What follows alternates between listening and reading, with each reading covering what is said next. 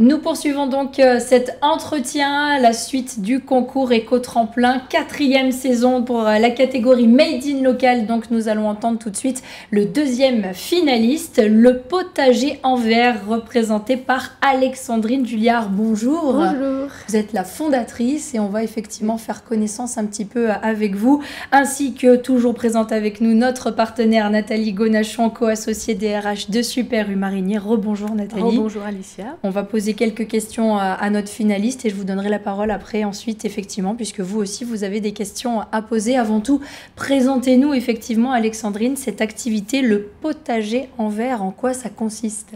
Alors c'est une conserverie artisanale où je transforme des fruits et légumes issus de l'agriculture de Savoie et Haute-Savoie, des agriculteurs de Savoie et Haute-Savoie en certifié bio, en purée pour les bébés, donc à partir de 4 mois.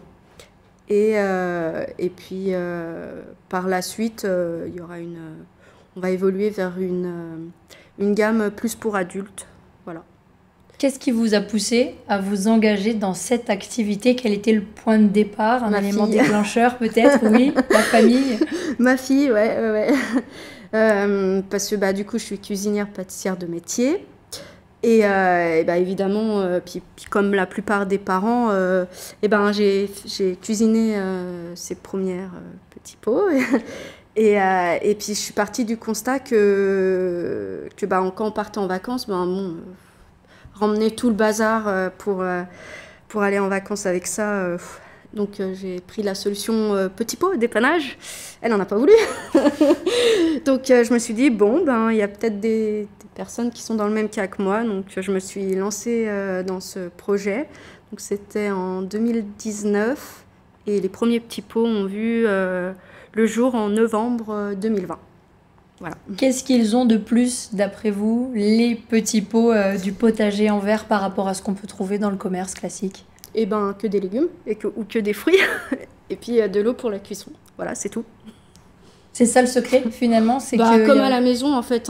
C'est vraiment... c'est cuisiner comme à la maison. Voilà. Les valeurs qui vous animent pour porter ce projet et ce qui vous a poussé à dire je veux faire partie de ce concours Éco-Tremplin parce que je pense que ce que je fais, c'est une valeur ajoutée et j'ai envie que ça se sache, j'ai envie d'en parler.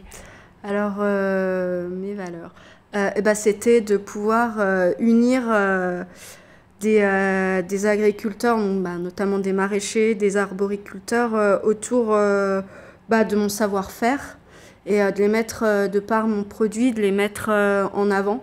Parce que du coup, sur mes produits, la provenance est indiquée avec leur nom et puis aussi le nom, le département de production, d'où ils sont.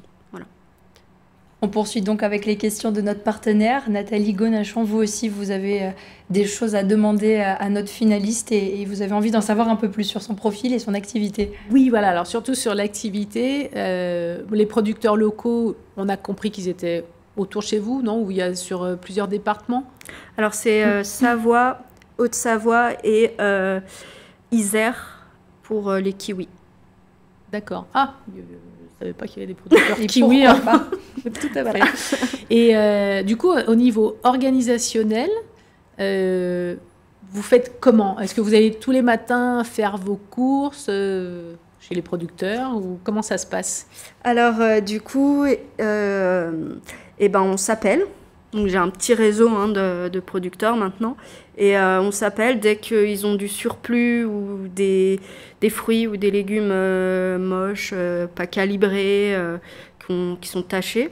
Et je les récupère donc chez eux. Et ils ne me livrent pas. Je me déplace. Et puis après, je les transforme le lendemain ou deux jours après. Ils sont stockés en chambre froide. D'accord. Donc vous récupérez, parce que c'est le point qui est vraiment intéressant dans votre activité, vous récupérez tous les fruits et légumes qui sont non commercialisables, donc ce qui représente à peu près 11% de la production agricole en France. Donc là, il y a un créneau et vous êtes dessus, donc c'est très bien. Et du coup, après, dans le contenant, donc les petits pots, Comment ça se passe? Parce qu'on se dit, ok, développement durable, mais tout ce verre qui est en circulation, est-ce que vous avez un process ou une solution en place? Ou une idée de gestion de tous ces petits pots en verre? Alors, mon plus gros client, je récupère ces pots qui sont ensuite lavés et puis réutilisés.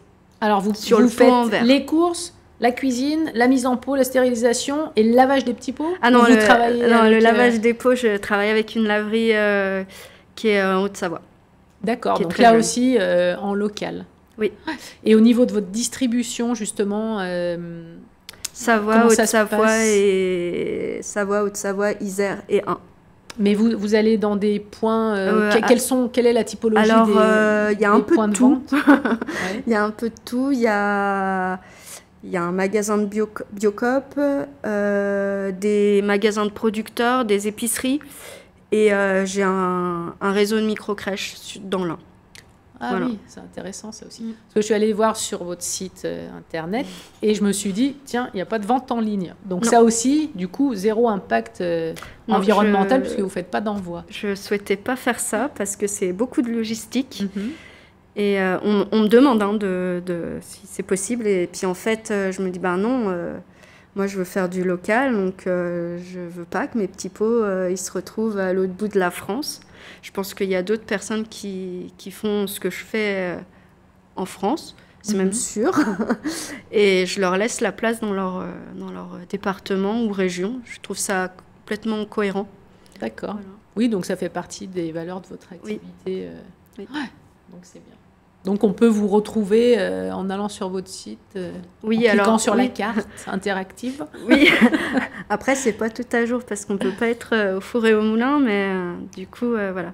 C'est beaucoup de choses c'est beaucoup de choses. La cuisine, l'étiquetage.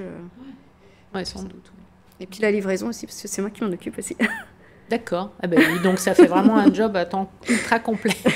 Et encore d'autres projets de développement, effectivement, on aura l'occasion d'en reparler. Merci Nathalie Gonachon Merci, pour vos Alicia. questions supplémentaires. Et merci Alexandrine aussi de nous avoir présenté votre activité, le potager en verre, donc deuxième finaliste de cette catégorie Made in Local pour la 4e saison de notre concours Éco-Tremplin. On se retrouve très vite avec de nouveaux finalistes et une nouvelle catégorie pour cette compétition.